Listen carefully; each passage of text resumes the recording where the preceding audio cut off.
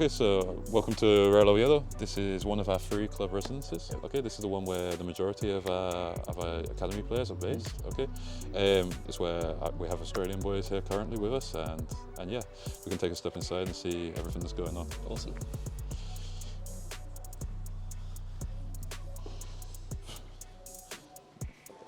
Here we've got a leisure area for the boys to chill out and spend some time when they're not training. Okay, obviously with the table football, they've got ping pong table here, TVs where they have a PlayStation and all the different things they want to relax.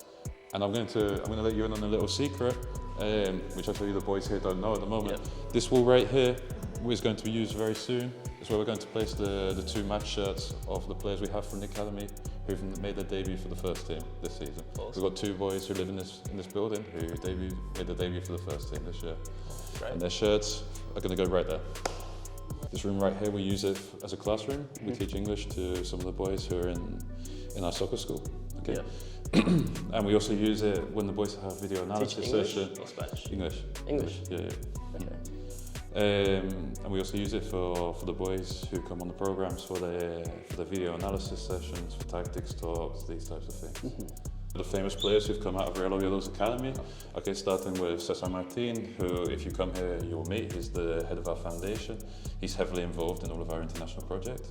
Okay, and here you can see him when he played for Deportivo La Coruña. He won La Liga, Champions League semi-finals, 13 caps for Spain.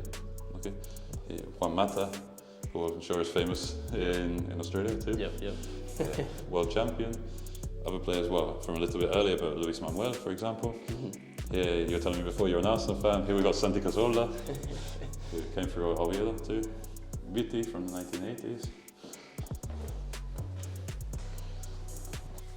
Whiz. Yeah, so this obviously is where Jared and Kyle are currently. Okay, it's kind of a standard room that we've got here in this residence. Okay, and you can see they've got everything laid out as they want it. Maybe they need to clean up a little bit, but yeah, this is where they live. This is where they rest after the matches, after training. Awesome. I thought their beds would be right next to each other. These 2. I think they just moved them apart.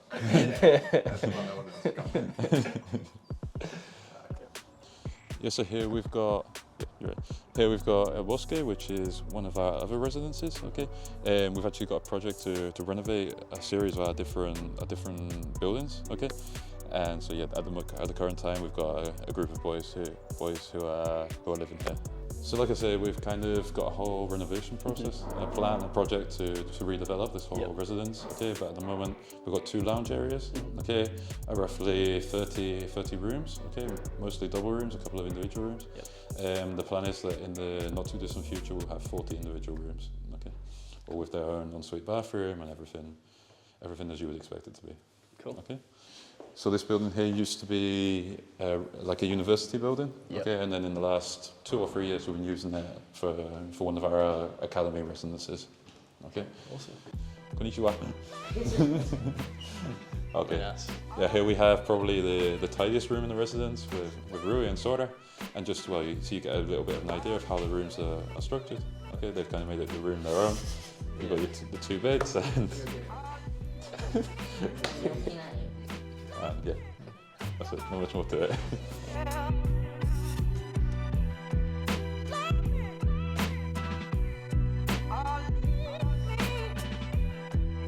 So yeah, here we've got our cafeteria, okay, which is where obviously the boys come to for breakfast, for lunch and for dinner, okay. We've got specific opening times for the cafeteria, okay, and it's a self-service system, okay. They've got the trays, they take the cutlery, the plates and help themselves to the food that they would like. Okay. And then they come, sit down, chat with their friends, talk about the training session and then about the matches they've got coming up.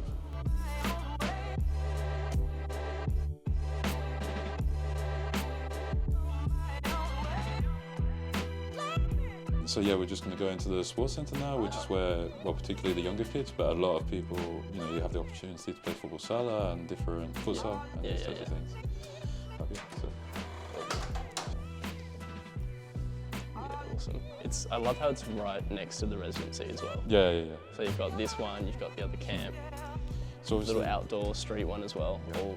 So yeah, obviously this week's a little bit different because of the cup and it's Easter week and these things, but like in normal circumstances, we have our soccer school that trains here in the afternoons. Okay, and we have roughly 240 kids that come here. Okay, both playing indoors and outdoors. Okay, kids between 5 and 14 at the current time. Like I said, it's not, normally we don't use it unless maybe, you know, the odd technical training session for kids who are 12, 13 that come here. So yeah, it's that. So here we've got one of our fields that we use for practices. Okay, the boys practiced here this morning. Okay, the guys here on our international programs, they train here and also in Tensi, which is another training facility used by our whole youth academy. Okay, and yeah, this is an 8-a-side pitch, and it, you know, it kind of gives the boys everything they need for the training sessions.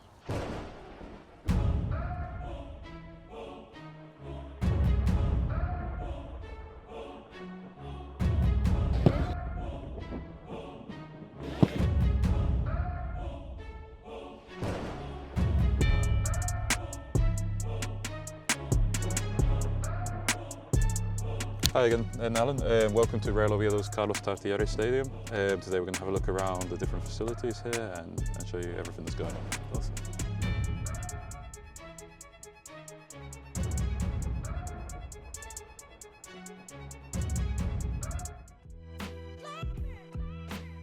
Okay, so here obviously we've got the press room. Okay, so where the two coaches come after the match. First the visiting team coach because they need to travel, and then the Real Oviedo coach. It's also where the president speaks if he wants to speak, if any of the directors want to speak, or any sponsors, anything like that.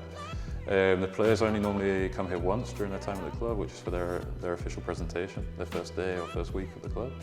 After the matches, they go to the mix zone, which is where we're going to go afterwards. No, we always start the talks here talking about a little bit about the origins of Real Oviedo and, you know, how football came to Asturias. Football came to Spain about 120 years ago, in about the year 1900. Obviously, it was created in England. And it came little by little, people reading about it in newspapers, in magazines, and also one group of boys that went to England to university and started playing football. No?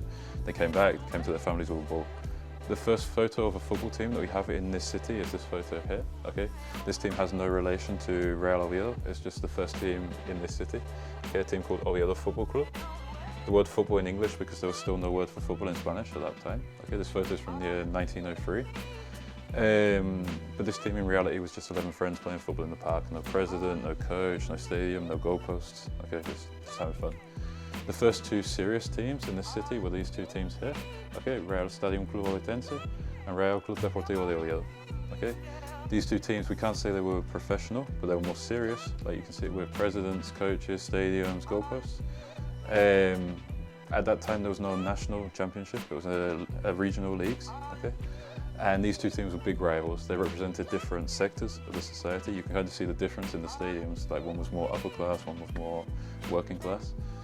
And yeah, they competed. But in the mid to late 1920s, people started talking about creating a national championship here in Spain. And these two teams decided to put aside their differences and join together to form one club. Yeah, and that's how Real Oviedo was born on the 26th of March 1926. And like I said, last week we turned 97 years old, so we can take a walk around here and see some of the most important matches.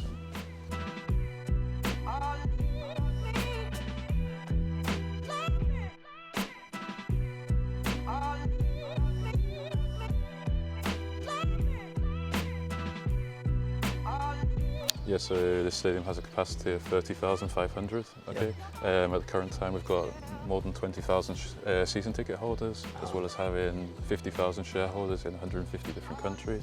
So I mean, it depends on how the team is doing, obviously, but I mean, most games we have 15,000 plus in the stadium, so it's a pretty good atmosphere here. Yeah, it's good.